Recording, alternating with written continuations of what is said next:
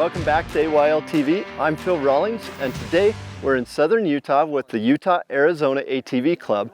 We're headed over to the South Fork Indian Canyon, and there's some cool pictographs we're going to hike down into.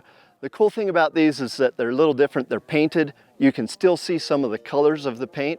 We're going to be checking that out, but the fun part is getting there.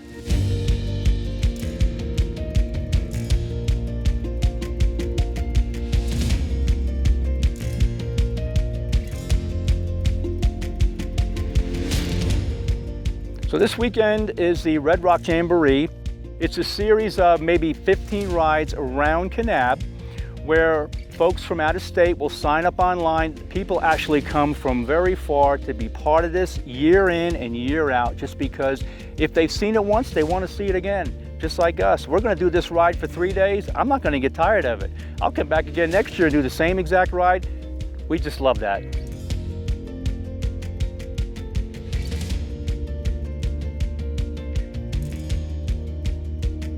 It's beautiful.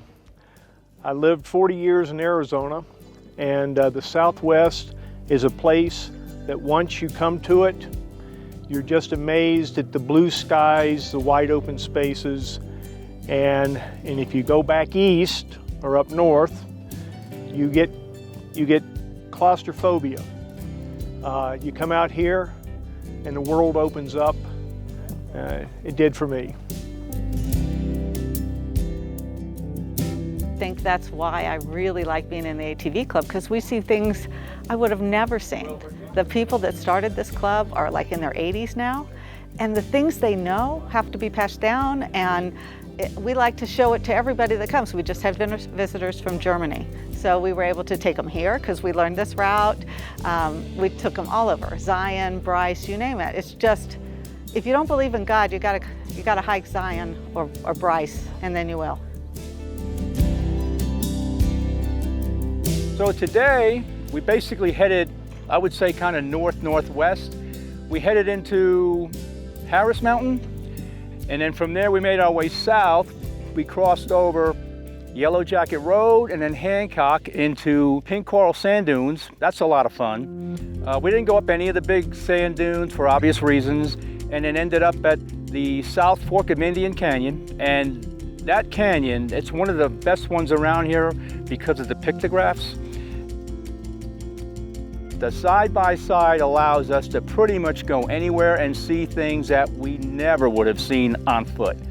And I just hope we can continue. I hope the club continues, people continue to visit, because this is absolutely magnificent terrain here in southern Utah. Not to take anything away from northern Utah, we haven't gotten there yet. It's in the plans, but where we are right now is just simply amazing.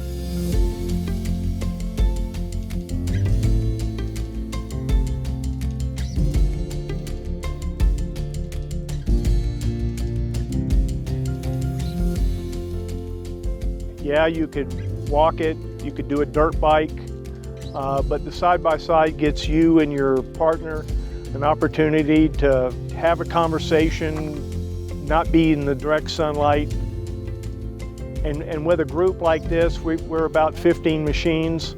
We're within the BLM's requirements, and we take care of the trails. And that's what really is important, is that you can come here year after year after year, and people aren't abusing the trails. I used to be an avid hiker, but now I'm 64, and I can, a gallon of water weighs 8 pounds. So if I had to hike from the road to here, it would have taken me, 5 days? And I couldn't carry 5 days worth of water. So for folks that are of our age, that are now retired, and don't have the physical capacity, like Tony Wright, our ex-president, he's now in a wheelchair. And he still leads rides. And he has the knowledge. But if you close these rides, why? I don't understand, because this is what our history is. We've been on this particular trail, this is our 3rd time, and it's always a new adventure. The BLM this time has created a new trail from what it used to be, much easier to navigate. The petroglyphs down below are spectacular.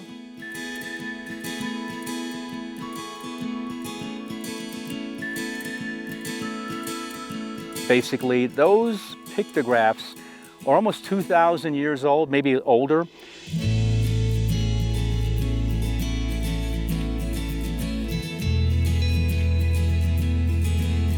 The goal is to show people the painted pictures here, the pictographs, and just get them out in nature.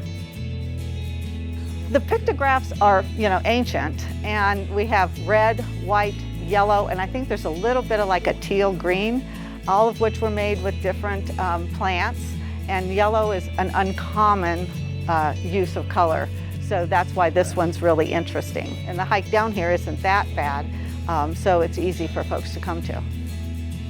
It does have about 5 little scramble spots, but if you can brave those, the rest of it's a cakewalk.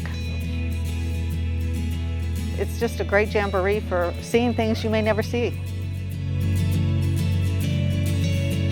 The people in southern Utah are friendly. They'll help you out. And when you get with a club like this, they're here to educate you. We've had the fortunate luck of being over this whole Coral Pink Sands area for 4 years.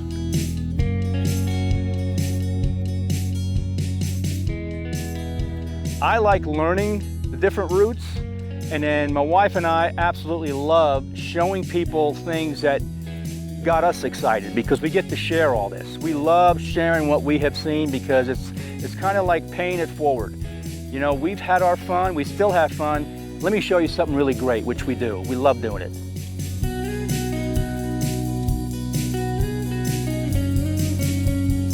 Well, I just like being out in nature. I mean, it's just wonderful, and the scenery is spectacular. I mean, the drive itself, that's why I don't like to drive, because I can see. When I look out the window, I can see all the cliffs. It's just, you can see all the way to Zion. It's amazing. I've never seen any place like this, and I'm really blessed to be able to live here. It's only 68 miles from St. George to here. It's a nice drive. Kanab also is just south of Panguitch, and it's really kind of a gateway to a number of national parks that are in the southern part of Utah. Next year's sign up probably starts in February or March for the Jamboree. Get online early and book your spot. There's at least a dozen to 15 rides to choose from. Some are very easy, some are a little bit more technical. I'd like to do the technical ones myself one day, but right now we're not quite ready for that, but we're working up to it.